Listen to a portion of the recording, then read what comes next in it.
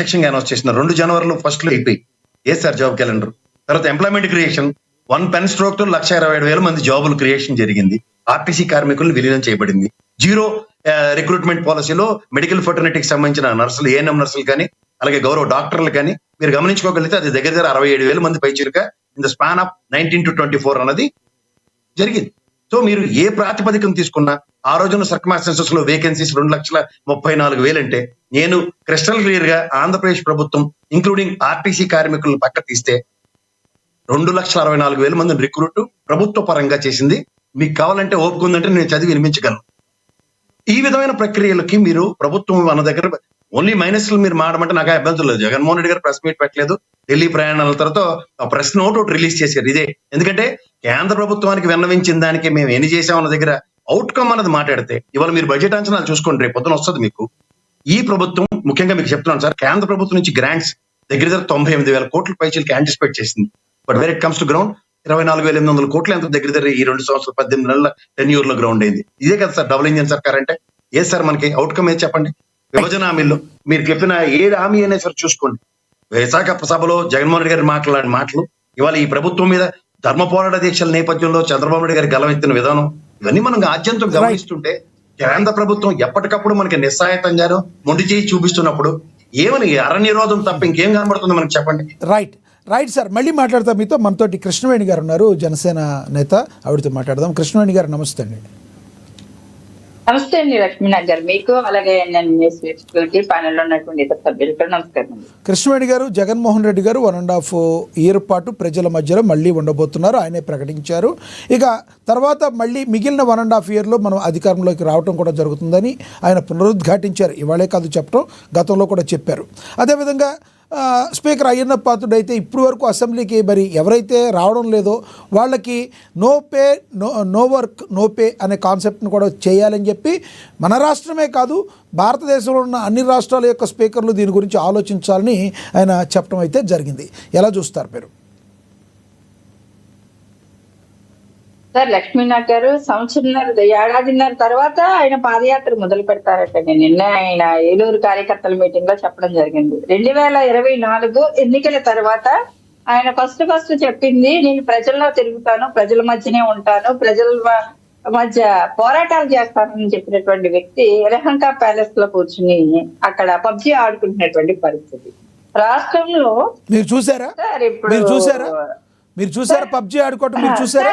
Tadepalli palace లో Covid టైంలో Tadepalli palace లోనే పబ్లిక్ గా పబ్జీ ఆడుకున్నటువంటి వ్యక్తికి ఇప్పుడు టైం దొరికిందంటే ఇంకా కొత్త గేమ్లు ఆడుకుంటారు తప్ప అక్కడ ప్రజలకి సంబంధించినటువంటి చర్చలు పక్క రాష్ట్రంలో చేస్తున్నారంటే ఎవరు ప్రజలు నమ్మేటువంటి పరిస్థితి ఉండదండి లక్ష్మీనాథ్. ఇంకో విషయం ఏంటంటే అండి, ప్రజలు నన్ను కోరుకుంటున్నారు, ప్రజా సమస్యల మీద పోరాటాలు చేస్తానన్నటువంటి వ్యక్తి మాట మారిస్తే ఒక్కసారి వాయిదా వేస్తే అది రాజకీయ వ్యూహం అవుతుందండి. కానీ మాట మారిస్తే దాన్ని ప్రజల్ని మోసం చేయడం అవుతుంది.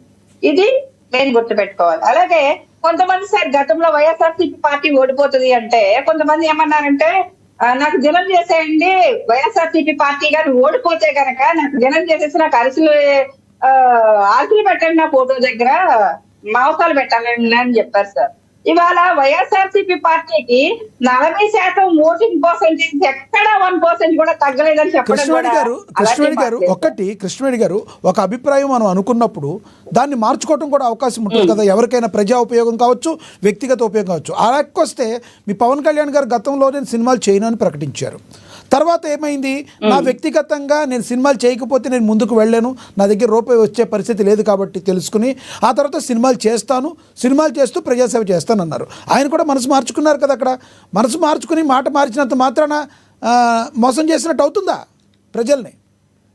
లక్ష్మీనాథ్ గారు, ఇక్కడ మిమ్మల్ని క్వశ్చన్ అడుగుతానండి. చెప్పండి. అంటే జగన్మోహన్ రెడ్డి గారి వృత్తి ఏంటండి, పవన్ కళ్యాణ్ గారి వృత్తి ఏంటి? వ్యక్తిగతంగా ఆయన వ్యాపారస్తులు, వారి వృత్తి, అవును, వారి వృత్తి వారి పొట్టపుటి కోసం చేసేటువంటి పనిని మానుకోకుండా ప్రజలకి ఎక్కడా కూడా ఇచ్చిన మాట తప్పకుండా రాత్రి పగలు కష్టపడి ఒక పక్కన సినిమా షూటింగ్లు చేసి ఆయన పార్టీని నిలబెట్టుకోవడమే కాకుండా ప్రజలకు సాయం చేయడమే కాకుండా ఆయన కుటుంబాన్ని కూడా పోషించుకున్నటువంటి వ్యక్తి మా అధినేత ఒక కానిస్టేబుల్ కొడుకుగా, ఒక ఎస్ఐ గారి కొడుకుగా ఉన్నటువంటి ఒక డిపార్ట్మెంట్ కి సంబంధించినటువంటి ఒక బిడ్డగా వచ్చినటువంటి వ్యక్తి మా అధినేత పవన్ కళ్యాణ్ గారు. ఆయన సినిమాలు చేసి పార్టీని నిలబెట్టుకున్నటువంటి పరిస్థితి సార్, కుటుంబాన్ని నిలబెట్టుకున్నటువంటి పరిస్థితి. కానీ జగన్మోహన్ రెడ్డి గారి తండ్రి వేల కోట్ల రూపాయల ఆస్తులు ఇచ్చారు.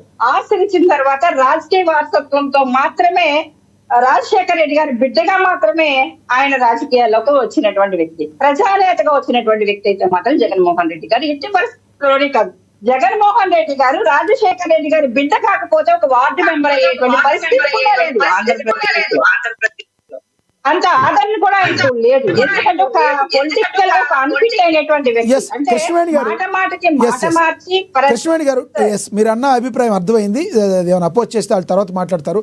ఒకటి, ఇప్పుడు జగన్మోహన్ రెడ్డి గారు పాదయాత్ర చేసి ప్రజల్లోకి వెళితే ఇప్పటికిప్పుడు తర్వాత మీ కూటమి ప్రభుత్వానికి చిక్కులు తప్పవా?